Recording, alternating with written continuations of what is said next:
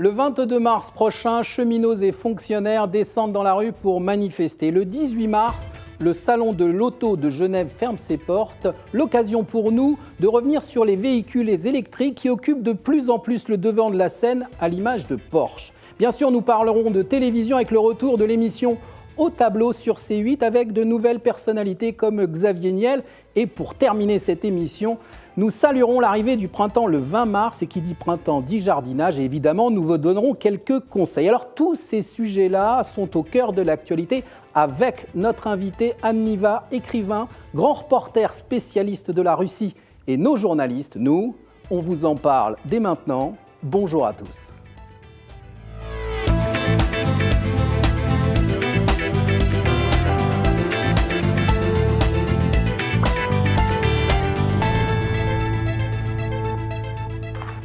Bonjour Charlotte, bonjour Anne Niva. Bonjour. Bonjour Fred, bonjour à tous, bonjour Anne Niva. Merci de nous suivre en direct sur Figaro Live. N'hésitez pas à poser vos questions tout au long de l'émission. Anne Niva y répondra un peu plus tard dans l'émission. Anne, on est très heureux de vous accueillir. On va, vous l'avez compris, anticiper les sujets d'actualité, mais d'abord parlons de vous. Écrivain, grand reporter, spécialiste de la Russie. Auteur de nombreux ouvrages, vous avez d'ailleurs obtenu le prix Albert Londres en 2000 pour votre couverture du conflit tchétchène avec ce livre Chienne de guerre. La Tchétchénie, la Russie, l'Afghanistan, l'Irak sont des terrains que vous connaissez très bien, leur population également, car votre méthode, c'est de vous fondre pendant des semaines parmi les habitants, acquérir leur confiance et recueillir leurs témoignages. Exactement, et justement à propos de rencontres et de Russie dont vous êtes une spécialiste reconnue, vous venez de faire publier Un continent derrière Poutine, point d'interrogation. Voici le livre qui est édité chez Seuil. Pendant 4 mois, vous êtes allé à la rencontre d'hommes et de femmes au cœur d'une Russie authentique. Vous êtes parti de l'extrême est du pays jusqu'à la partie européenne de la Russie. C'est aussi Un continent derrière Poutine, un documentaire que vous avez écrit et réalisé avec Fabrice Pierrot et Tony Casabianca. Il est diffusé ce dimanche 18 mars sur France 5 à 17h. Ce n'est pas une date choisie au hasard puisque c'est la date de l'élection présidentielle en Russie. Alors Anne, première question, pourquoi ce titre avec le mot continent ? C'est très important le mot continent, je suis très contente que vous le souligniez. Parce que quand avec France 5 on s'est dit que j'allais faire un film sur la Russie et qu'ensuite c'est devenu un livre, je me suis dit il y a vraiment une chose que je veux montrer, c'est l'aspect continental de ce pays. Parce que ça modifie totalement la vision qu'en ont les Russes et leur vie et la psyché russe. C'est une immense différence avec nous. Et les Russes nous voient comme le bout de ce continent, l'extrême bout en Europe. Nous sommes le nez de l'Europe pour eux. Et eux, ils sont le cœur de ce continent. Et comme la plupart des reportages, c'est plutôt sur la Russie occidentale, Moscou, Saint-Pétersbourg, et que généralement, on parle de ces deux villes ou on part de ces deux villes pour aller vers l'Est, j'ai voulu faire l'inverse. Commencer par l'extrême Est pour mettre l'accent sur l'extrême Est et remonter jusqu'en Russie, jusqu'à Saint-Pétersbourg, jusqu'à la Russie occidentale. Et pourquoi fondamentalement vous avez souhaité faire ce travail d'écriture à la fois en livre et en documentaire ? Pourquoi vous vous intéressez à la Russie de cette façon-là ? Je m'intéresse à la Russie depuis très longtemps. J'ai une relation ancienne avec la Russie. J'ai mes 2 parents qui étaient professeurs de littérature russe. Quand j'étais petite, à la maison, ils se parlaient russe. Mon père et ma mère, quand ils ne voulaient pas que mon frère et moi on comprenne ce qu'ils disent, on avait envie de comprendre. Il y avait des dissidents russes qui arrivaient à la maison. Bon, je pense que ça a joué. Ensuite, j'ai appris le russe à l'école, en 2e langue. J'avais ma mère comme prof. Au collège, au lycée, il n'y avait pas d'autres profs qu'elle. Il n'y avait pas le choix. Ensuite, j'ai continué à la fac. Et puis, j'ai eu Hélène Carrère-Nancos comme prof, comme directrice de thèse de doctorat. Puis après, je me suis établie en Russie pour débuter dans cette carrière de journaliste. D'ailleurs, je ne pensais pas vraiment que j'allais devenir journaliste. Je ne savais pas trop. La Russie est ma spécialité avant le journalisme. Puis finalement, j'ai lié les deux. Et là, vous connaissez évidemment, et vous venez de nous le dire, la Russie. Alors, les Français, à votre avis, connaissent mal la Russie et les Russes ? Oui, les Français connaissent... Ou les Occidentaux, si on est plus large. Oui, les Français et les Occidentaux ont des images stéréotypées de la Russie et des Russes. Alors, mais c'est pas terrible, je pense. C'est une des raisons pour lesquelles j'ai fait ce livre et que depuis longtemps, j'essaye de le faire sur d'autres terrains, sur l'Afghanistan, sur l'Irak. Je trouve qu'on est tous pétris de stéréotypes les uns par rapport aux autres. Et ce qui est intéressant, c'est d'essayer de les déconstruire. Et comment on les déconstruit ? En allant sur le terrain, en faisant de l'immersion. J'ai commencé par ça, vous l'avez évoqué, cette guerre en Tchétchénie. Je ne connaissais pas le peuple tchétchène, et pour raconter ce qui s'y passait et la complexité de ce qui se passait dans cette guerre, eh bien, il fallait que je sois au plus près, au plus proche, en vivant avec les habitants. Et finalement, c'est ce que j'ai fait ensuite, de nouveau, en Irak, en Afghanistan, et c'est ce que je me suis dit qu'il serait intéressant de faire ici en Russie, parce que, étant donné que nous avons un chef d'État qui est là depuis 18 ans, qui s'appelle Vladimir Poutine, et qu'il est finalement l'obsession principale des Occidentaux, et on ne parle que de lui. Et je me suis dit, mais sait-on quelque chose finalement derrière Poutine ?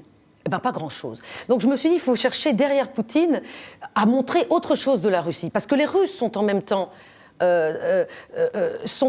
proches de Poutine, puisqu'ils vont le réélire en majorité, et en même temps, ils sont différents de Poutine. Ils ne sont pas les mêmes que Poutine. Poutine est très froid, Poutine est très stratégique. Le peuple russe est très chaleureux, n'a rien à voir avec Vladimir Poutine. Avec l'image, qui renvoie. Exactement. Mais vous posez justement, par rapport à la dualité entre d'autres visions à nous, d'occidentaux, sur la Russie, vous posez cette question dans votre livre, pourquoi ne parvenons-nous pas, en Occident, à considérer la Russie comme une démocratie majeure où ses habitants peuvent vivre heureux ? Ça veut dire qu'on se trompe, nous, sur ce pays et sur son président ? Oui, je pense que quand on énonce des banalités, qu'on simplifie à outrance, on se trompe. Moi, je ne suis pas là pour dire, et je pense que les Français qui nous écoutent aujourd'hui n'ont pas forcément envie de juger la Russie par rapport à notre démocratie. La Russie vit dans un système politique qui n'est pas le nôtre. La Russie n'a pas la même expérience de la démocratie que nous. Et ça compte dans ce que les Russes me racontent et dans le fait qu'ils vont réélire Vladimir Poutine. Les Russes ont énormément souffert. Ils ont énormément souffert pendant les siècles derniers, jusqu'au soviétisme. La révolution de 1917 a été un cataclysme, un bouleversement. Le soviétisme a duré, la dictature soviétique communiste a duré plus de 70 ans. Et puis, il y a eu la dissolution de l'Empire soviétique, fin 1991. On ne soupçonne pas, on ne mesure pas à quel point ça compte pour les Russes d'aujourd'hui. Mais pourquoi ? Je ne nous jette pas la pierre, nous ne le comprenons pas parce que nous ne l'avons pas vécu. Exactement. Mais donc c'est le rôle de nous, les journalistes, qui sommes des intermédiaires, d'essayer de le raconter. Anne, vous êtes passionnante, vous nous racontez tout ça, mais alors pourquoi, à votre avis, les Russes votent pour Poutine ? Vous le dites à un moment, pour reprendre vos mots, voter Poutine n'est pas dans la tête des Russes forcément voter pour un dictateur. Oui. Parce que, là aussi, ils n'ont pas la même vision de Poutine que nous. Et je crois même que je crois ne pas me tromper en affirmant que pour les Russes, les Russes sont moins obsédés par Poutine que nous le sommes. D'accord. Beaucoup moins. Et évidemment, Poutine est important parce qu'il est leur chef d'État et qu'ils vont revoter pour lui. Pourquoi ils vont revoter pour lui ? Mais parce qu'ils estiment, à tort ou à raison, que sans lui, le chaos, que sans lui, il n'y a rien. Les Russes sont très anxieux, sont très angoissés à l'idée d'une Russie sans Poutine. Mais c'est pour le moment les Russes d'aujourd'hui, en mars 2018. Je pense que les choses vont changer. Je ne pense pas que la société russe est totalement immobile. Eh bien, on en parlera dans quelques instants. Vous le disiez, vous aviez appris le russe et vous avez vécu en Russie des années, donc vous parlez parfaitement le russe. Et cette façon dont vous parlez très bien, ça vous aide sur le terrain. Oui, ça permet des échanges sans filtre avec vos interlocuteurs et on le voit parfaitement dans votre documentaire. Je vous propose qu'on en regarde tout de suite un extrait. Moi, vous savez, je me méfie plutôt de la politique. Ça vous indiffère ? Oui, c'est exactement ça. C'est moi qui l'a pensé aller voter. Vous irez voter à la présidentielle ? Je ne sais pas. En mars. Si, on verra. Non, je ne sais pas. Ça n'a pas de sens d'aller voter. Tout est déjà décidé à notre place. Bon, c'est ce que vous pensez. Mais ta position n'est pas du tout la bonne. Absolument pas. Non, Dima. Mais j'ai le droit de le penser. C'est justement parce que des gens raisonnent comme toi qu'au final, une majorité de Russes accepte le pouvoir en place. C'est tout. C'est comme ça. On est vraiment au cœur, c'est ce dont on parlait tout à l'heure, vous vous immergez totalement pour nous faire vivre avec les Russes. Alors j'ai une petite question, Anne. Avant de voir nos chroniqueurs et de parler de l'actualité à venir, qu'est-ce qui vous a le plus frappé dans les propos qui vous ont été tenus lors des différentes rencontres que vous avez eues ? Il y a quelque chose qui vous a marqué ? C'est difficile à dire parce que j'ai du mal à être choquée par quoi que ce soit, tellement j'en ai entendu et tellement j'en ai vu. Il n'y a pas quelque chose que vous tireriez en disant tiens. Si, c'est peut-être de l'émotion, c'est-à-dire le fait que finalement, en faisant parler autant les Russes et en les filmant, ils ont dégagé de l'émotion. Je ne m'attendais pas à cela. Voilà. Et ils ont dégagé de l'émotion parce que je pense que montrer qu'ils ne sont pas dupes. Oui, ils vont voter et revoter pour Poutine, mais ils ne sont pas dupes. Ils sont capables d'avoir une analyse sur leur propre pays et ça m'a touchée. Super, on reviendra évidemment tout à l'heure sur l'actualité de notre invité Anne Niva. Mais tout de suite, voici le sommaire de l'émission. Mais oui, nous parlerons tout à l'heure du retour de l'émission Au Tableau, diffusée sur C8 et produite par Mélissa Thériault. On en parlera avec Damien Canives, journaliste à TV Mag. Et on parlera également des bons plans jardinage du printemps, les incontournables du printemps, avec notre spécialiste du jardin, Marc Ménessier. Ces sujets-là seront donc développés dans la seconde partie de l'émission. Mais dans cette première partie, nous accueillons Sylvain Resset, rédacteur en chef Automobile au Figaro, qui nous dira tout sur le constructeur Porsche en particulier, qui ne jure désormais que par l'électrique. Incroyable. Incroyable. Et tout de suite... Tout de suite, c'est Marie Vizot qui est avec nous. Bonjour Marie. On va parler économie avec vous. Vous êtes grand reporter au Figaro Économie. Jeudi 22 mars, que se passe-t-il, Fred ? C'est une grande journée de manifestation. Dans les rues, cheminots, fonctionnaires sont attendus. Le printemps s'annonce chaud, Marie. Le printemps commence à s'annoncer chaud et pas uniquement en température. Alors effectivement, la semaine prochaine, jeudi 22 mars, comme vous le disiez, dans les rues, cheminots et fonctionnaires pas contents du tout, mais alors du tout. Alors pour des raisons différentes, en 2 mots, les cheminots, la réforme de la SNCF, inéluctable tant la société va mal financièrement. Le gouvernement prévoit de réformer par ordonnance. Alors ça, évidemment, ça ne plaît pas du tout aux syndicats, d'autant que tout ça prévoit de remettre en cause leur statut progressivement pour les nouveaux entrants à la SNCF et prévoit d'ouvrir le marché à la concurrence. Et ça ne leur plaît pas du tout non plus. Et les fonctionnaires ? Et les fonctionnaires, pareil, c'est une histoire de statut. Dans la modernisation de l'action de l'État annoncée par Emmanuel Macron, il y a une évolution du statut, de modernisation du statut qui est prévue. On parle de rémunération au mérite, on parle davantage de contractuels dans la fonction publique, on parle même de la possibilité d'ouvrir un plan de départ volontaire. Et ça ne leur plaît pas du tout.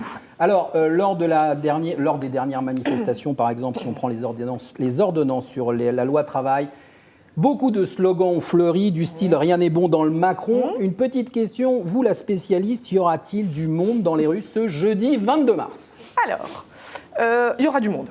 Oui, il y aura du monde. Il y aura du monde. Est-ce que ce sera 10 000, 100 000 ou 1 million ? Ah oui, quand même, la fourchette est là. Voilà, et vous l'avez très bien relevé, c'est de manière provocatrice exactement ce que je voulais vous faire souligner. Parce que vous le savez, c'est un jeu de dupes sur le nombre de manifestants, les manifestations, entre les chiffres des syndicats et les chiffres de la police. Je vous prends un exemple. En septembre dernier, j'ai pris au hasard le 4e jour de la manifestation sur les ordonnances de la loi travail. 8 000 manifestants à Paris selon la préfecture, 40 000 selon la CGT. C'est ridicule, mais c'est toujours comme ça. C'est un grand classique. Alors, il y a un cabinet occurrence qui pourrait mettre fin à cet éternel débat. Grâce à des algorithmes et des capteurs, la société se rapproche au plus près du nombre exact de manifestants. L'entreprise, elle a passé des accords avec les principaux médias en France et on pourrait enfin savoir combien il y aura de manifestants dans la rue. Ça arrangera tout le monde. 10 000, 100 000 ou 1 million, on le saura. Et puis, alors, ça, ce sera dans la rue. Il faudra faire attention aussi à ce qui se passera en sous-sol, parce que, évidemment, ces manifestations de cheminots, ça va mettre le bazar dans les trains et les métros. La RATP a déjà appelé à des débrayages. La SNCF, elle, est en ce moment en train les syndicats de la SNCF, de se mettre d'accord sur l'ampleur qu'ils allaient donner à la grève à partir de la semaine prochaine et plus tard. D'accord. Enfin voilà, ça va être le bazar. Donc on va surveiller ça de très près, mais je pense qu'il faut qu'on se prépare tous à sortir nos vélos et pédaler, évidemment. Sinon, est-ce que cette journée, plus sérieusement, peut faire plier Emmanuel Macron ? Alors, bon, on n'est pas dans la tête de Jupiter. Oui. Mais, non. Mais par contre, on a des petits doigts qui peuvent nous dire qu'il ne va pas plier, Emmanuel Macron. En tout cas, il ne va pas plier tout de suite. D'abord parce qu'il il est très décidé à réformer. Il a été élu pour ça. Tout ça est dans son mandat. Hein. Ce qui se passe en ce moment, il l'avait annoncé pendant la campagne présidentielle. Donc il estime qu'il ne prend personne en traître. Donc raison de plus pour ne pas reculer, et encore moins maintenant. Et puis il sait que s'il ne le fait pas tout de suite, il ne le fera pas en fin de quinquennat. Les réformes difficiles, elles se font au départ. Et c'est pour ça qu'il s'attaque à des sujets difficiles comme le statut des cheminots et celui des fonctionnaires. Voilà. Alors après, ça ne veut pas dire qu'il n'entend pas les mécontentements, mais il va d'autant moins reculer qu'en ce moment, il y a des concertations sur tous les sujets. Sur ces deux sujets dont on parle aujourd'hui. Ces populations, il faut savoir qu'elles crient avant d'avoir mal. C'est-à-dire que la grosse manifestation de la semaine prochaine, c'est sur des sujets dont on ne connaît pas l'aboutissement. Il y a 1 an de discussion prévue avec les fonctionnaires sur le statut de la fonction publique. Il y a des concertations avec la SNCF jusqu'à la fin du mois d'avril. Donc voilà, donc il ne va pas renoncer tout de suite, d'autant qu'Emmanuel Macron, pour l'instant, il a l'opinion qui est derrière lui sur ces sujets. Merci Marie. Mais je me tourne vers vous, Anne Niva. On n'est pas dans la tête de Jupiter, non, j'ai entendu. Et moi, je ne suis pas dans celle de Poutine non plus. Hein, parce que c'est une question récurrente. Et c'est pour ça d'ailleurs qu'il y a le point d'interrogation quand même à la fin du titre pour dire, je vous laisse lire et juger. Absolument. Anne, l'actualité en France vous passionne-t-elle autant que celle des pays que vous avez traversés, arpentés? Au jour le jour, non, je suis très au courant de l'actualité politique en France. À cause de mon mari, je dirais. Donc, je vis avec un journaliste, Jean-Jacques Bourdin, grâce à mon mari. Donc, je suis obligée de la connaître, mais et elle me passionne parce que j'en ai fait d'ailleurs un livre l'année dernière. Oui, dans quelle France? Sur la France, oui. Édité chez Fayard. Édité chez Fayard, qui était également au plus près, toujours dans ce but de briser aussi des stéréotypes, de parler des sujets qui fâchent. Moi, c'est ça qui m'intéresse finalement, quel que soit le sujet. Mais mes sujets premiers, c'est avant tout la Russie et puis les guerres que j'ai couvertes. Aucune des guerres que j'ai couvertes n'est terminée aujourd'hui. La situation n'est pas calme ni en Irak, ni en Afghanistan, ni en Tchétchénie. Vous y retournerez? Oui, bien sûr, bien sûr. Comme ça, c'est dit. Merci Marie Viseau, on retrouve vos papiers dans les pages saumon du Figaro évidemment et sur le Figaro.fr. Ça fait peur. Ça, c'est le moment où il fait peur. Ça, c'est un truc de déchaîné. Marie, Sylvain, c'est l'heure de tester vos connaissances. Vous avez un buzzer en face de vous parce que c'est le premier qui répond qui gagne. Moi, j'en ai pas. Non, mais justement, vous allez répondre. Vous allez apporter.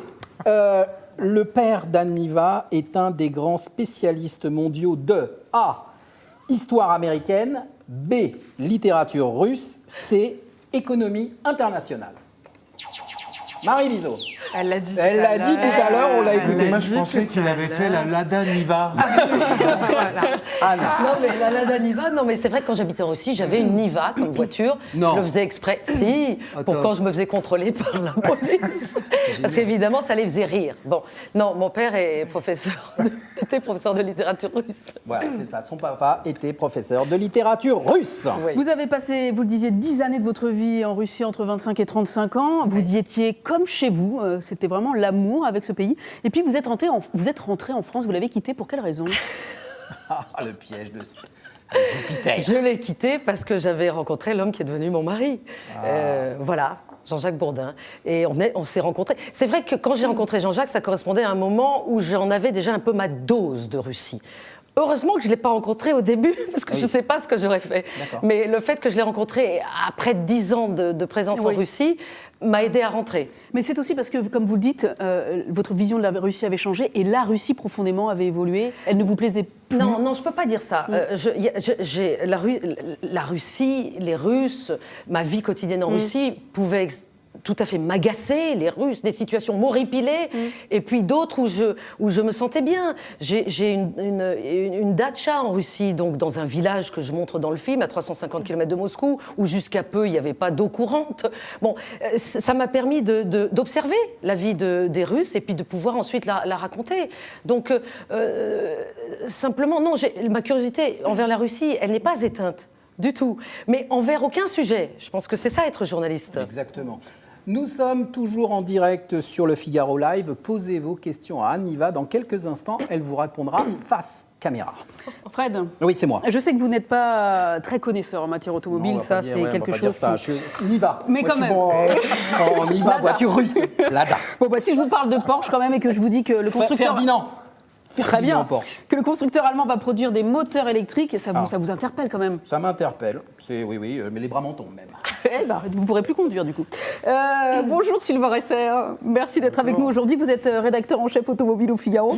Vous rentrez du salon de l'automobile de Genève qui ferme ses portes dimanche soir. Genève, cette année encore, fait la part belle aux véhicules de sport et aux supercars, débordant le chevaux. Mais c'est le véhicule électrique finalement qui occupe le devant de la scène. La preuve, même Porsche, qui fabrique des voitures de sport depuis 70 ans, semble prendre le virage de l'électrique. À Genève, il présente la Mission e-Cross Turismo, c'est pas rien, un nouveau concept de véhicule électrique. Alors Sylvain, est-ce qu'on va voir finalement ce véhicule sur nos routes bientôt ? Alors je rebondis parce qu'en fait, la première Porsche électrique qui a été faite par le père de Ferry Porsche qui a créé l'entreprise, elle date de 1900.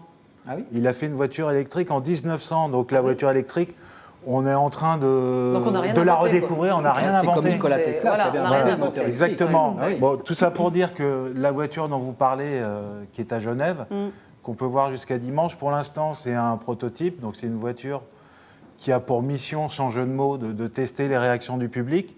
Par contre, cette voiture qui est une déclinaison d'une voiture qui sort vraiment l'année prochaine.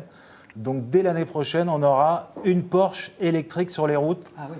Elle ne s'appellera pas Mission E, ça c'est Ouais. une révélation. Ils vont trouver un autre nom. Ah, scoop. Mais Ouais. c'est un scoop C'est un scoop. qu'on est en mesure d'annoncer Mais pourquoi un aujourd'hui. autre nom? Parce que dans la gamme, il y a une voiture qui s'appelle la Panamera, la Macan, le Cayenne, et ils vont trouver un nom Plus exotique. convient plus Ouais. exotique qui Électrique. conviendra mieux. L'autonomie de ce véhicule, on peut... Alors je ne vais pas vous submerger de chiffres. Ouais. Ils annoncent 600 chevaux avec 2 moteurs électriques, un à l'avant, un à l'arrière, donc ça fera une 4 roues motrices. Ils Pour annoncent, traverser la Russie, c'est pas mal, non ils annoncent 500 km d'autonomie. Ah, c'est pas mal. 600 km 500, 500 monsieur km, dit 500. oui, ça, excusez-moi. Monsieur l'a Ouais. dit 500. 500. Ouais, on peut les croire là-dessus. Il faudra C'est beaucoup, tester, il faudra tester. Ils annoncent par contre des performances très Porsche, un 0 à 100 km/h en 3 secondes 5 pour ceux Qui qui connaissent. connaissent.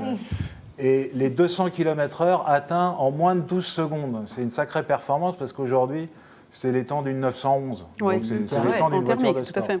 Alors cette voiture qui sort l'année prochaine, elle suscite déjà un engouement incroyable puisqu'ils ont déjà décidé d'augmenter les capacités de production de l'usine. Ils avaient prévu 20 000 voitures par an. Ouais. Et ils vont certainement revoir à la hausse. Combien je sais pas, 25 ou 30 000. Mais en D'accord. tout cas, il paraît que c'est. Pour la modique somme de... Il n'y a pas de prix, mais je pense que ça va être une voiture aux alentours de 100 000 euros. Pour une voiture qui sera quand même assez compacte, beaucoup plus courte qu'une Panamera. On annonce moins de 4,90 m.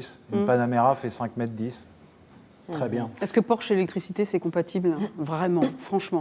Ben, en fait, ils n'ont pas le choix, mais aucun constructeur n'a le choix aujourd'hui parce qu'en fait, Bruxelles a imposé aux constructeurs de réduire la moyenne de leurs émissions de CO2 de leur gamme à 95 grammes en 2021. Donc c'est demain. Ouais. Et pour être à 95 grammes, l'électrique, c'est un passage obligé. D'accord. Donc ils le font tous. Ils le font Tous sortent des on va- véhicules électriques. Exactement. Mais l'autre problème, c'est qu'on ne pourra pas rouler qu'à l'électrique. Et si on veut être à 95 grammes, il faudra continuer à faire du diesel. Et Même pourtant, si aujourd'hui on bah nous oui. dit qu'il Ah ouais, y qu'il y aura a du le diesel diesel bashing. Oui, mais, absolument. le diesel d'aujourd'hui, aux normes Euro 6, il est, on va dire, propre.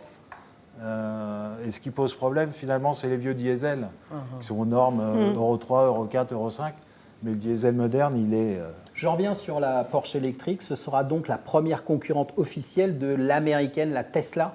bah, pas tout à fait, en Bah fait. voilà, j'y connais vraiment rien. Pas tout à fait, parce qu'à Genève, Jaguar présente Ah, une si. voiture électrique C'est Ah ouais, dingue. bah voilà. qu'ils appellent la iPace. Qui changera de nom. iPace, P-A-C-E. C'est une berline surélevée, un genre crossover de 4,68 m. Je ne vais pas vous submerger de chiffres, mais ils annoncent 400 chevaux, 200 chevaux par moteur. Donc pareil, comme sur la Porsche, un moteur à l'avant, un moteur à l'arrière, ça fait une 4 roues motrices. Et ils annoncent une autonomie de 480 km. Là une aussi, fois, il c'est beaucoup, hein. faudra vérifier. À Faudra suivre. vérifier. Vous dites Jaguar, Porsche aussi. Est-ce qu'il faut s'attendre à ce que Ferrari ou Lamborghini se mettent aussi à faire de l'électrique? Alors, Ferrari et Lamborghini, ils ne vont pas venir à l'électrique, mais ils vont faire des voitures électrifiées. C'est quoi la différence? Alors, la petite nuance, c'est qu'une voiture électrifiée, c'est une voiture qui associe un moteur thermique à combustion interne avec un moteur électrique. Alors qu'une voiture électrique, c'est une voiture 100% électrique. Voilà. Donc il y aura effectivement des Ferrari et des Lamborghini électrifiés. D'accord. Merci beaucoup Sylvain. On retrouve évidemment vos papiers dans le Figaro et sur lefigaro.fr. Merci beaucoup. Anne Niva, quelle place occupent les questions écologiques dans votre quotidien? Dans mon quotidien, donc en France, Oui. tout d'un coup, j'étais repartie en Russie parce que Sylvain m'a dit qu'il avait traversé la Russie en voiture il y a quelques Porsche, années, d'ailleurs. en Porsche. Voilà, mais lui d'ouest en est. Oui. Les questions- Dernière, mais non, mais moi j'aime bien. Je mais moi, vois Anne, elle est en train de Je réfléchir veux comme ça. savoir et- si Anne, elle est écolo. Non, les questions écologiques, non. Moi, je fais le tri. Ouais, tri voilà. sélectif. Absolument. Mais je trouve que l'écologie n'a pas assez de place. On n'arrive pas, je trouve, à lui faire énormément de place dans notre vie. Moi, je suis toujours choquée par le packaging, par exemple, de tout ce C'est qu'on vrai. achète. Tout Les est en emballages. plastique. Ouais, c'est vrai. Mais en plastique, mais c'est ahurissant. Et il faut prendre des ciseaux pour les enlever. Pourtant, les enlever fabricants tout. font des efforts. hein. Exactement. Alors, heureusement qu'on a dans les supermarchés, tout ça, maintenant, des sacs papier. Mais je trouve que c'est pas encore assez. Alors, les Russes, eux, ils en sont loin. hein. Je peux là, Charlotte? Allez-y, Anne, je Fred. peux Oui, bah je oui. peux, je peux. Mais moi, j'aimerais bien avoir un buzzer Je aussi. peux, c'est trop tard. Allez, dernière question pour en savoir un peu plus sur Anne Niva. Vous n'êtes pas sans savoir, puisqu'elle l'a dit, que le journaliste Jean-Jacques Bourdin est le mari d'Anne Niva. Il a eu un coup de foudre pour Anne en 2004 dans des C'était mutuel, hein. Oui, non, mais attendez, je finis ma phrase, Anne, tout de même, je finis ma phrase. Mutuel et réciproque. Mutuel et réciproque. En 2004, dans des conditions particulières, lesquelles? Petit A, en direct à la radio pendant son émission. Petit B, en plein vol, ils étaient assis côte à côte. Petit C, en vacances en Russie, il lui a demandé son chemin sur la place rouge. Moi, j'ai répondu à la précédente. Allez, Sylvain, il faut buzzer, là. La B, La B, en plein vol, ils étaient assis côte à côte. Ouais, Alors bien la réponse, Anne. La réponse d'Anne Niva. Ah oui, c'est Non, particulier. c'était hein. pas en plein vol. C'était en direct dans son émission.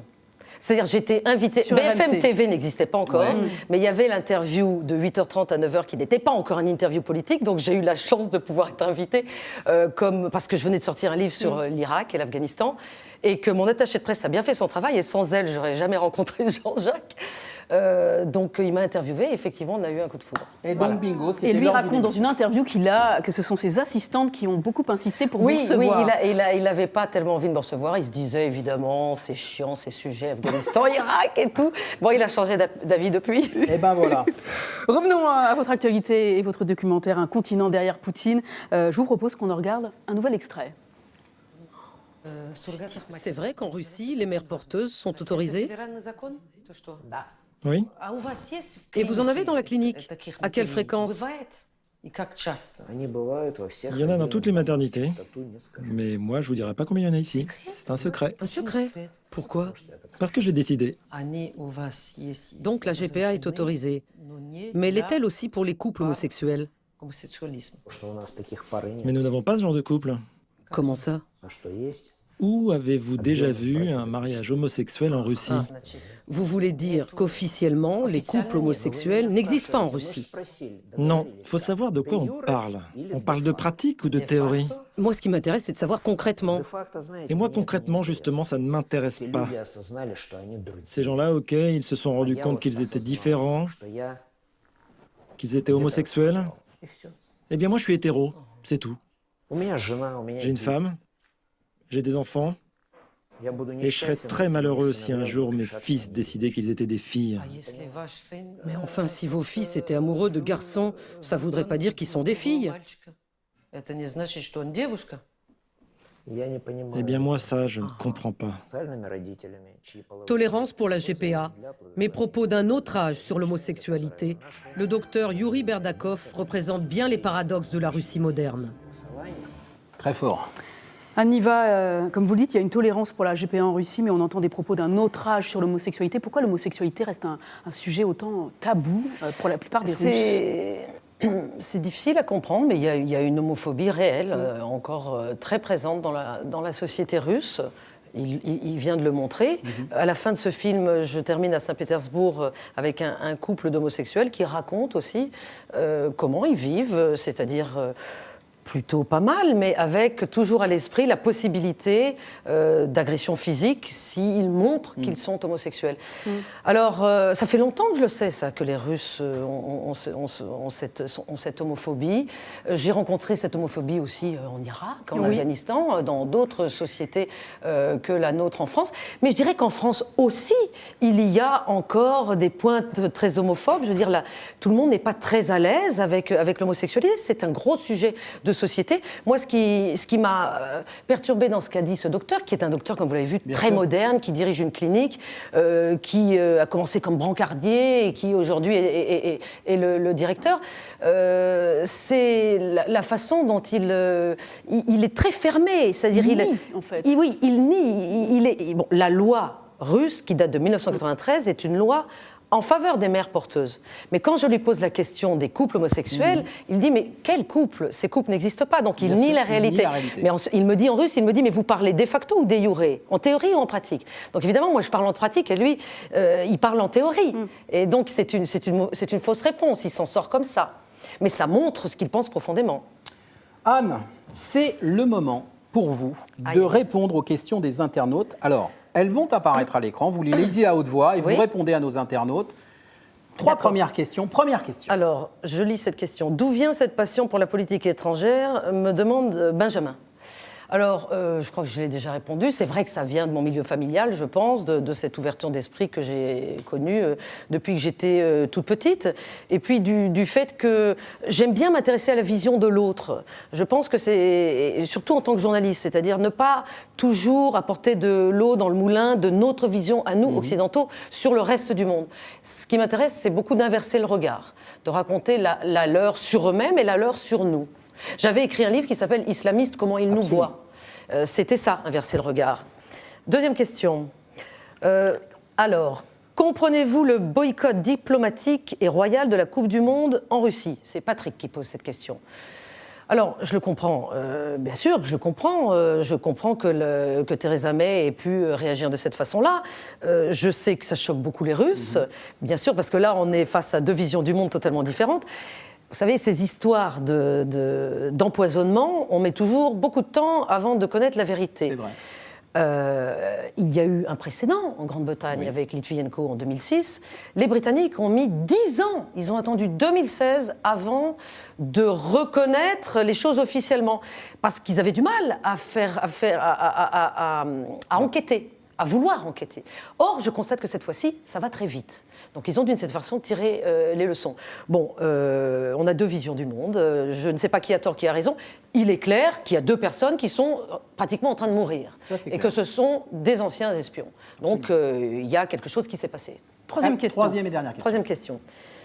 RT, donc la chaîne de télévision Russia Today, et Sputnik, sont-ils des médias qui ont d'abord des visées politiques? C'est Céline qui a l'intelligence de nous poser cette question. Je réponds oui, bien sûr, c'est le soft power russe aujourd'hui. Mais en même temps, je dirais, c'est de bonne guerre, parce que aux États-Unis, il y a également des télévisions, mais qui sont des télévisions privées, pas d'État, qui propagent une idéologie politique, qui instrumentalise tout politiquement. Les Russes, depuis longtemps, ne le faisaient plus. Bon, il y a eu la propagande soviétique pendant toute la période soviétique, puis ensuite, il n'y a plus rien eu. Donc les Russes, je les comprends, le pouvoir russe souhaite avoir ce genre de médias partout dans le monde, et ils y parviennent avec ces télévisions. Mais pour moi, ce ne sont pas des télévisions, ce sont des instruments de propagande. Merci beaucoup Aniva pour les réponses que vous avez apportées à nos internautes. Merci à vous d'avoir posé ces questions. Continuez à les poser à Aniva. Elle y répondra dans la deuxième partie de cette émission. Et viennent de nous rejoindre, Anne, je vous présente Marc Ménessier qui nous parlera de jardinage dans un instant, mais commençons tout de suite avec Damien Canivaz.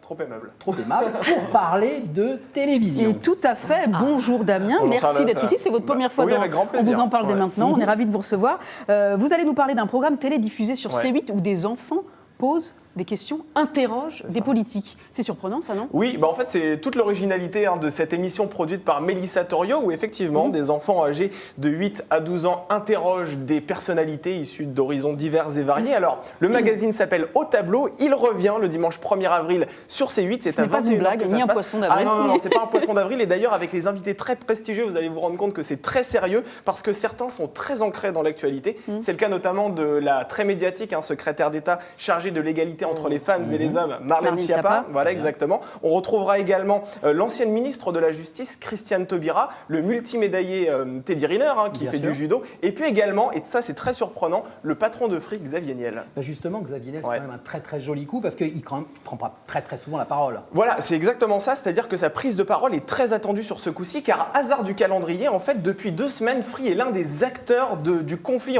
qui fait rage entre TF1 et les opérateurs, parce que pour rappel, en fait, le groupe audiovisuel dirigé par Gilles Pélisson aimerait faire payer la distribution de ces chaînes du groupe TF1, donc c'est-à-dire TF1, TMC, TFX, TF1 Série Film et LCI, mais certains distributeurs comme Orange, comme Canal, comme Free refusent de cette rétribution que l'on estime à moins de 20 millions d'euros. Alors du coup, un bras de fer s'est engagé, les opérateurs ont menacé de couper le signal des chaînes TF1 et finalement Orange a fini par trouver un accord, mais il semblerait que les négociations avec Free soient actuellement au point mort et justement dans Au Tableau, Xavier Niel a accepté d'en parler pour la toute première fois. Les enfants l'interrogent. Exactement, et je vous propose de découvrir cette séquence qui a déjà été dévoilée.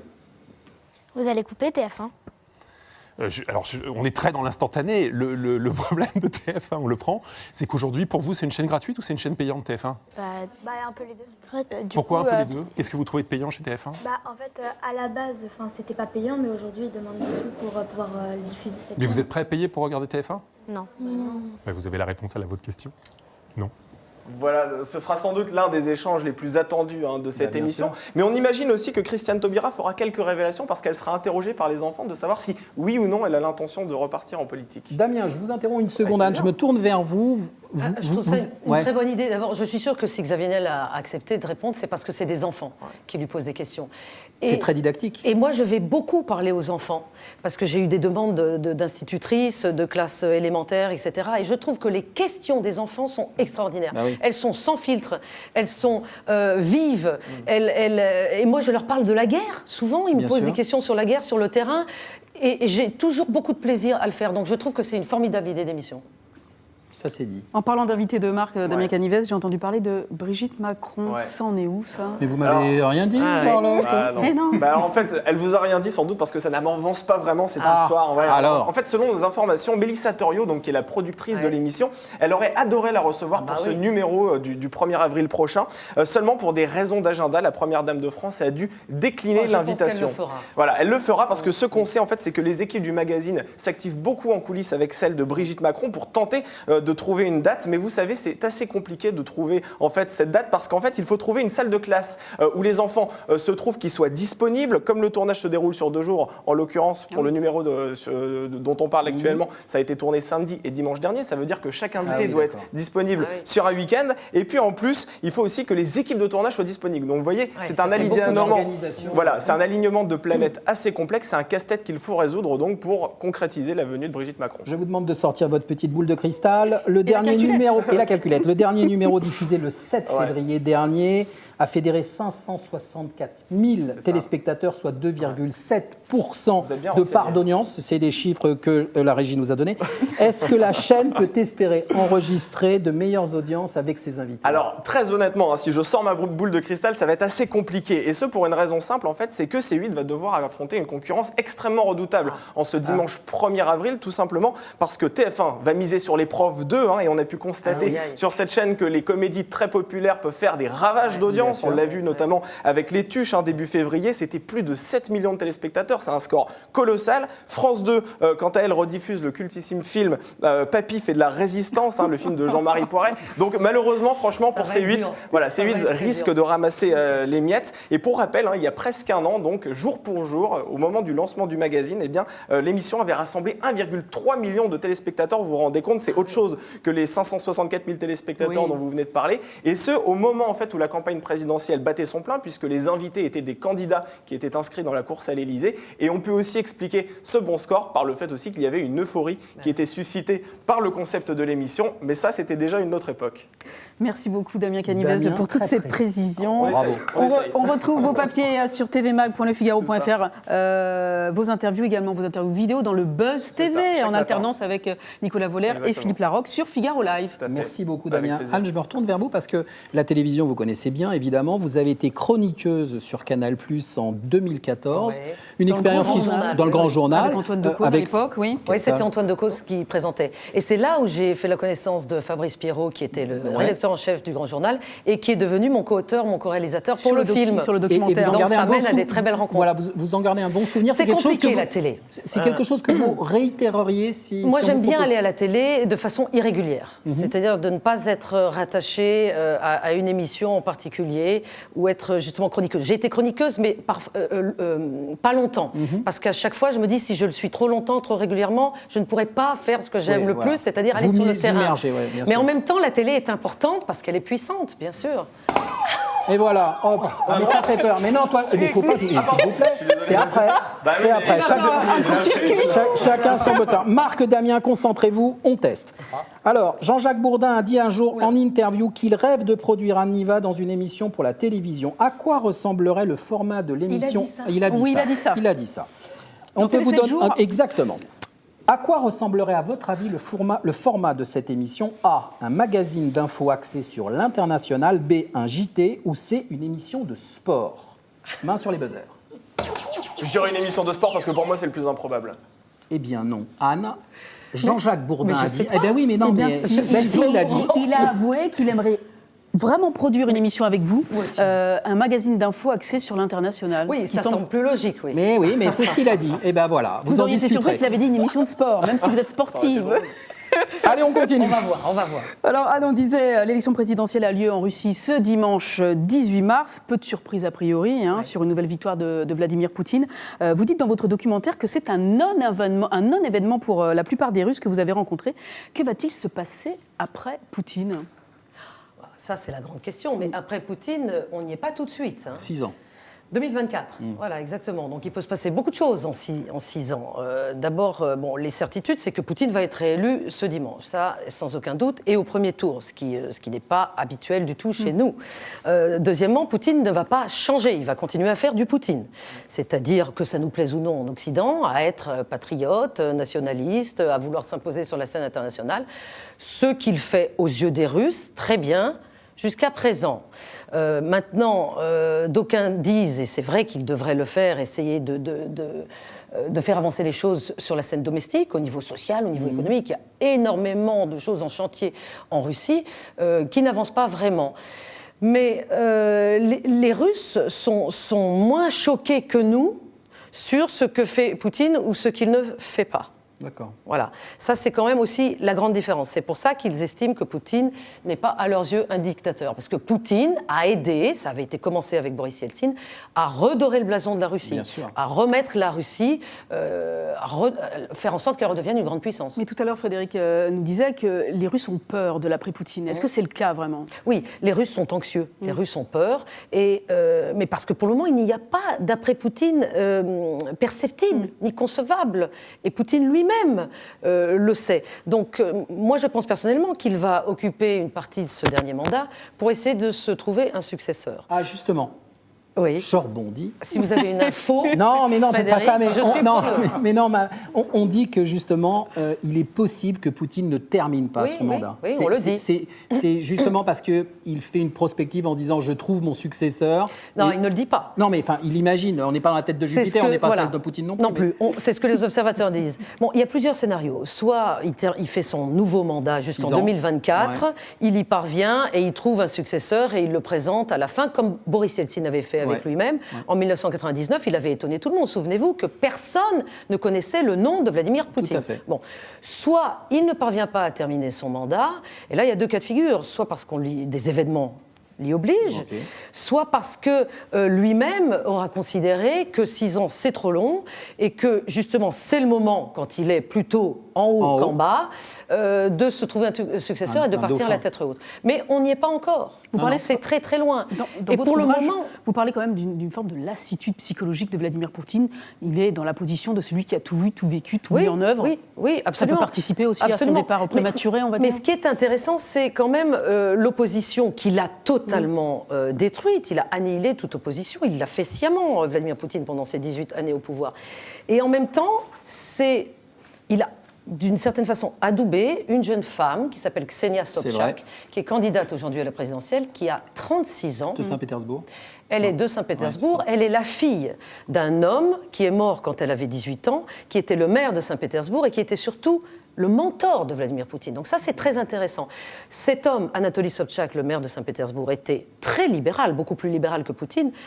Et il est mort dans des circonstances d'ailleurs pas très claires, mais sa fille, qui ne faisait pas du tout de politique, qui est connue en Russie pour être une héroïne de télé-réalité. Elle a dirigé pendant au moins 5 saisons l'équivalent du Loft français qui s'appelle Dôme en Russie, Dôme voulant dire maison, Dôme 1, 2, 3, 4, 5. Elle est très connue pour ça. Ensuite, elle est une icône de mode. Elle a 3 millions de followers sur son compte Instagram, cette jeune femme, Ksenia Sobchak. Et aujourd'hui, elle fait campagne. Elle fait campagne alors que Vladimir Poutine ne fait pas campagne. Vladimir Poutine n'a pas besoin de faire campagne. Mais Ksenia Sobchak, dont tout le monde se moque, c'est une femme. Il n'y a pas qu'en Russie que c'est difficile d'être une femme et d'être candidate. Je me souviens quand même de ce qui s'est passé avec Ségolène Royal quand elle l'a été. Ça n'est pas évident. Donc, et si cette jeune femme, Ksenia Sobchak, est autant présente dans les médias d'État russes, dans les télévisions, c'est bien tout de même qu'elle n'a pas été empêchée par le Kremlin d'apparaître dans ces médias. Donc il y a une espèce de forme d'adoubement. Voilà. Absolument. Maintenant, que va faire Ksenia Sobchak plus tard ? On verra. Elle aura 6 ans aussi pour s'améliorer. Et l'autre, Anatoly, il y a un autre opposant qui a été empêché Alexei Navalny, qui a été empêché de se présenter à ces présidentielles, qui lui aussi, pendant ces 6 années, je pense, va prendre de l'importance et se présentera peut-être contre Ksenia Sobchak en 2024. Qui sait ? Merci Anne. Merci Anne. Allez, maintenant on descend au jardin. Eh oui, exactement. C'est bien. Le 20 mars, c'est le printemps. Et qui dit printemps, qui dit printemps dit jardinage. Et on parle avec notre ami Marc Ménessier, responsable de la rubrique Jardin au Figaro. Alors le printemps démarre bien mal cette année, Marc. Écoutez, Frédéric, ne m'en parlez pas. Il va geler à partir de dimanche. C'est vrai. Eh oui, Météo Consult nous annonce moins 4 degrés à Paris, région parisienne, jusqu'à moins 10 degrés dans le Massif central. Donc, pour le jardin dehors, si on voulait planter ses fleurs, etc., il va falloir attendre. Qu'est-ce que vous proposez ? On ne va pas rester les bras croisés à attendre. Alors, puisque le printemps tarde à venir, on va préparer l'été. Très bien. Vous voyez ? Alors, on va préparer l'été, mais on ne va pas le faire dehors, on va le faire chez soi, à l'intérieur. Si on a une véranda, parfait, une petite serre ou dans sa cuisine. On va semer des plantes qui poussent en été, les tomates, par exemple, les concombres, et les plantes condimentaires comme la coriandre, le basilic, qui sont des plantes frileuses. Alors on va se munir d'une mini-serre ou d'une boîte en polystyrène qu'on trouve chez les poissonniers. Les cagettes en polystyrène. Voilà. On va mettre du terreau. Alors je crois qu'on a des photos qui doivent défiler pour montrer un petit peu tout ça. Alors on va se concentrer sur les tomates parce que donc on va mettre du terreau au fond. Et puis, je ne vois pas les petites graines là apparaître. Non, mais c'est pas grave. Bon. C'est pas grave. Alors, on va recouvrir. Alors, on va faire ça à la lumière. D'accord, faisons absolument, ça à la lumière. Au chaud. On l'a dit, minimum 20 degrés. Parce que c'est des plantes tropicales, tout ça. Donc là, en ce moment, ce n'est pas terrible pour elles. Et on va arroser un petit peu. Et dans 8-10 jours, ça va lever. Alors ça, c'est magique. Moi, j'adore quand les tomates lèvent tous les ans, parce que c'est un peu comme un petit clin d'œil d'été. Mais pourquoi vous voulez que ça soit dans du polystyrène ? J'allais vous dire que c'est pas très écolo. Oui, on en parlait. Non, mais c'est pratique, c'est du recyclage aussi. Voilà. Parce qu'on peut aller en jardinerie, s'acheter sa mini-serre. Il ne faut pas l'énerver, Marc. Il ne faut pas l'énerver, il est parti là.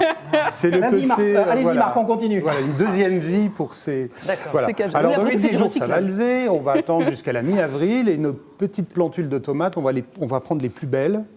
Et on va les repiquer une à une dans des petits godets individuels. Et puis on va attendre encore un mois on va attendre la fin des seins de glace, parce que dans le nord de la Loire, jusqu'à la mi-mai, il ne faut pas trop les mettre dehors, parce qu'il peut encore faire très froid la nuit.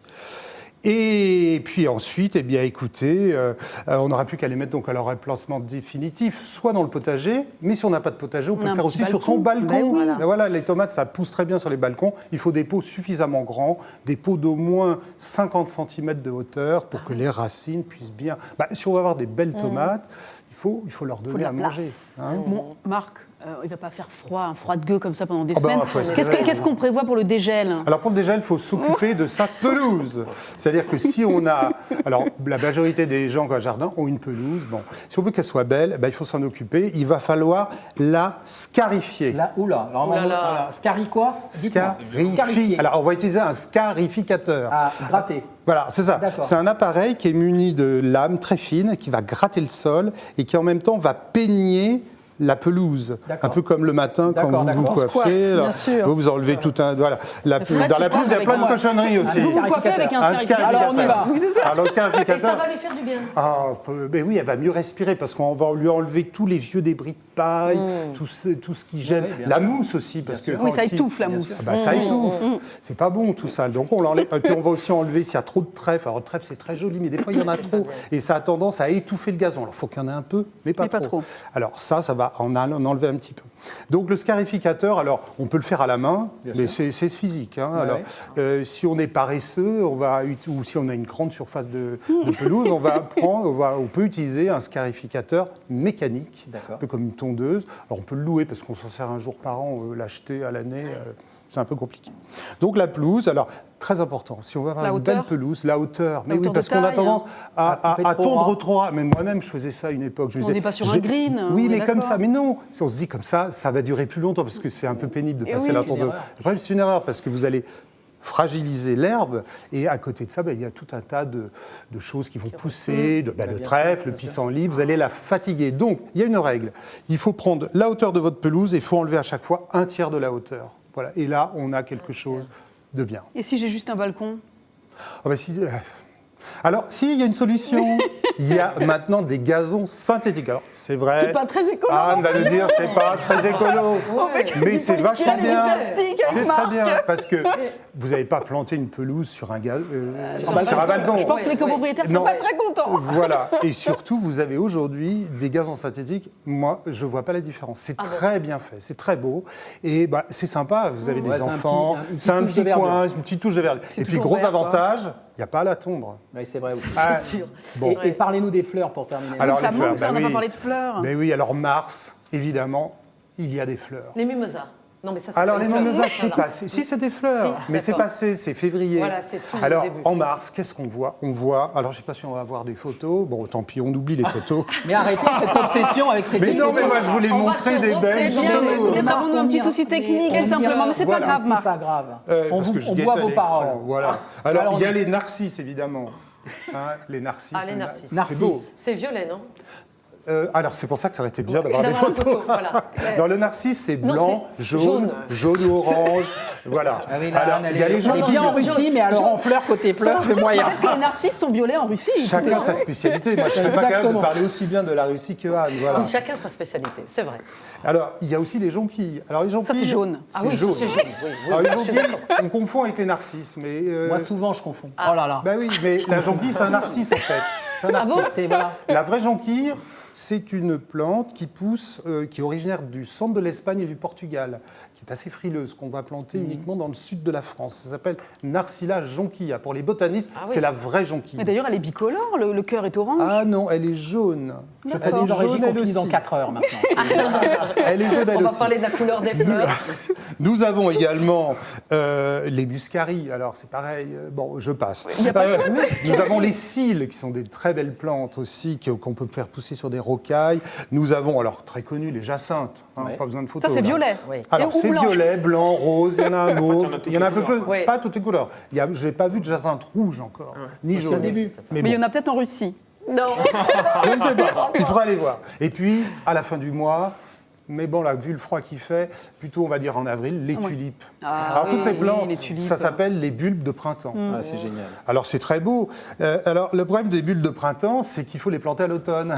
bon Et oui, le jardin c'est comme ça. tôt, dites donc. Il faut toujours prévoir quelques mois à l'avance. Par exemple, les tomates, si on les plante on en les sème février, maintenant. on- Vous n'allez pas les semer au mois de juillet quand on les mange. Et si on met ces bulbes de tulipes en février? Alors si on les met maintenant, eh bien ils vont pas fleurir, ils vont D'accord. faire des feuilles parce que ces ont besoin du plantes-là, froid, elles ont c'est ça besoin de froid pour fleurir. Donc là vont fleurir ceux de l'automne. De l'automne. Qui ont pris le Si froid. vous avez raté le coche, ce qui peut arriver, vous n'avez pas eu le temps, vous avez Ah, on oublié. était en Russie. Vous étiez en Russie. faire. Vous allez en jardinerie et puis vous allez en acheter qui sont déjà fleuris. Alors, Pas en plastique, hein. ah non, des belles, des vraies. Mais vous allez faire En des Russie, belles il y a beaucoup potées, de des belles fleurs, jardinières plastiques. que vous allez poser sur vos rebords de fenêtres, sur votre balcon, sur votre terrasse. Alors vous pouvez aussi en planter dans le jardin, mais ça coûte quand même beaucoup plus cher que les bulbes. Forcément. Voilà, Ouais, ouais. voilà, c'est un budget. Après ça, Oui. c'est vous qui voyez. Comme on C'est dit. nous En c'est tout nous cas, qu'on voit. Marc, merci beaucoup de Mais tous c'était ces un conseils. plaisir, Alors, Frédéric. juste, j'aimerais que vous nous précisiez où nous pouvons lire, voir tous vos conseils. Ah, Parce que ça, c'est- il y a évidemment Nous la avons verticale La jardin. verticale jardin qui des existe depuis tutoriels, 4 ans, qui va vidéo. fêter ses Exactement. 4 ans là, cette année. Alors nous avons la verticale. Dans cette verticale, il y a toute l'activité du jardin. Il y a une chronique hebdomadaire que Bien votre sûr, vous serviteur présentez. Très bien, effectue toutes les semaines. Nous avons également un partenariat avec la Société nationale d'horticulture de France, qui est une sorte de... C'est l'Académie du jardinage, comme il y a Pour tous les l'Académie conseils, française ouais, bien pour la sûr. langue française. Et avec eux, nous faisons en partenariat des fiches plantes. Voilà. Vous voulez savoir ce qu'est le muscari, vous faites taper Figaro culture muscari sur Google et pas vous tombez sur la fiche plante D'accord. du Et muscari. ben voilà. Il y aura des Vous avez illustrations. également des questions-réponses. Oui. Vous avez un problème. Ah là là, mais quand est-ce que je dois planter Ouais, mes c'est bien, tulipes? ça. Eh bien, vous pouvez poser la question aux spécialistes de la SNHF qui vont vous répondre. Vous avez aussi de la vidéo. Tout à Nous fait, faisons avec plein des de tutoriels choses. vidéo que vous Des tournez dans votre tutoriels, jardin. Nous faisons des directs Oui. 2 fois par mois en cette saison. La dernière fois, c'était sur le greffage des arbres fruitiers au Jardin du Luxembourg. À retrouver sur Nous Figaro avons Live. également tous les vendredis, dans le cahier Figaro et vous, c'est-à-dire demain, une page consacrée au jardinage. Et puis, nous avons depuis très peu de temps une nouvelle rubrique qui s'appelle Histoire de plantes. C'est le responsable de la bibliothèque de la Société nationale d'horticulture de France, Monsieur Daniel Lejeune, qui nous raconte la grande et la petite histoire des plantes. Génial. Parfait. Et ça, c'est savoureux. Je dirais, Merci, Marc Ménessier, que votre merci actualité beaucoup. est très fleurie. Voilà. Merci, merci Charlotte. Ah, est-ce que vous avez la main verte? Mais non, pas vraiment, mais là ça donne envie. Ah, bah écoutez, Ah c'est oui, un tout beau- à Et ben fait. voilà. Tout à fait. Allez, Fred. Et voilà, c'est le dernier. Marc, Damien, concentrez-vous, on teste. Pour les besoins de son livre, que nous remonterons à l'écran, qui vient de sortir aux éditions du Seuil, pour les besoins de son livre, Anne va traverser la Russie d'est en ouest. Laquelle de ces 3 villes ne fait pas partie des lieux qu'elle a parcourus? Écoutez bien. A. Vladivostok. B. Moscou. C. Saint-Pétersbourg. Saint-Pétersbourg, j'étais avant. Eh oui, c'était donc, Marc. et- et- Je n'ai pas été à Mais Saint-Pétersbourg. pendant ce trajet-là.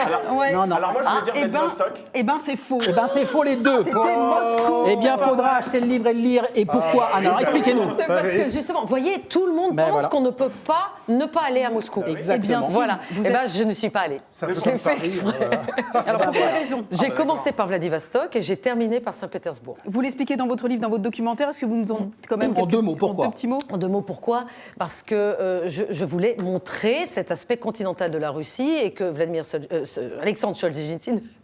Alexandre Solzhenitsyn, le prix Nobel de littérature, qui s'est auto-exilé aux États-Unis, quand il est retourné en Russie, symboliquement, il n'est pas revenu par l'Ouest, mais par il est l'Est. arrivé par l'Est et j'ai marché en quelque sorte dans ses pas. Très bien, Anne. Dernière salve de questions Oui. avec nos internautes. On y va. 2 dernières questions. On y va. Ah, bah non, mais non. Vous vous prépariez. Bah oui, moi, je pensais qu'il y avait encore un QCM. Alors, question. Quel est votre avis personnel sur l'exercice du pouvoir en Russie par Poutine? C'est Annick qui me pose cette question. Je crois que mon avis personnel ne changera pas les choses. Moi, ce qui m'intéresse, c'est de me rendre compte si ça correspond à ce que la majorité des Russes veut ou pas. Et il se trouve que c'est le cas. Mais en même temps, je me rends compte aussi, et c'est très intéressant, et ça pourra peut-être faire l'objet d'une future enquête, pour moi et d'autres journalistes, ce sont les très jeunes qui ont 17 ans, 18 ans, l'âge de l'accession de Poutine au pouvoir, qui aujourd'hui ont un rapport avec Poutine et avec la Russie sans Poutine bien différent, beaucoup plus direct. Alors que les autres, plus âgés, ont un poids sur leurs épaules, ont des pesanteurs soviétiques sur leurs épaules. Donc la Russie change. Dernière question. Ah oui, dernière question. Ah, oula. Avez-vous des projets professionnels communs avec Jean-Jacques Bourdin? Noémie. C'est Noémie. Professionnel. Pas vraiment, non. Pas vraiment. Nous partageons une vie privée, c'est déjà pas mal. Ok, merci beaucoup Anniva d'avoir été notre invitée cette semaine. C'était très sympa. Merci beaucoup Damien, merci beaucoup Marc, on jardine, on regarde la télévision et tout. Merci Marc, merci Damien, merci Anne. Je rappelle la diffusion de votre film Un continent derrière Poutine, diffusé ce dimanche 18 mars à 17h05 sur France 5, avec les voix off de Jean-Jacques Bourdin qu'on a entendu dans l'extrait tout à l'heure. Il n'y a pas que lui, il y a Anne-Elisabeth Lemoine aussi et d'autres. Et il y a Stéphane Blakowski. Et Stéphane Blakowski. J'ai pris tout le monde. Et puis on parle aussi de la sortie de votre ouvrage qui est concomitant, qui a été réalisé pour approfondir le film. Voilà, donc qui porte le même titre, Un continent derrière Poutine, qui est édité au Seuil et qui est disponible depuis ce 15 mars. Avant qu'on ne se quitte, permettez-moi de vous offrir un petit cadeau. C'est le dernier hors-série du Figaro, consacré au peintre Tintoret, l'enfant terrible de Venise, un superbe numéro. Il fut le plus audacieux des peintres de la Renaissance, un génie au pinceau furieux. Très très beau numéro préparé par notre équipe du Figaro Histoire, dirigée par Michel de Gégère. Anne, merci beaucoup. Merci. À tous. À la semaine prochaine, Charlotte. Même heure, même punition. Exactement. Au revoir. Au revoir.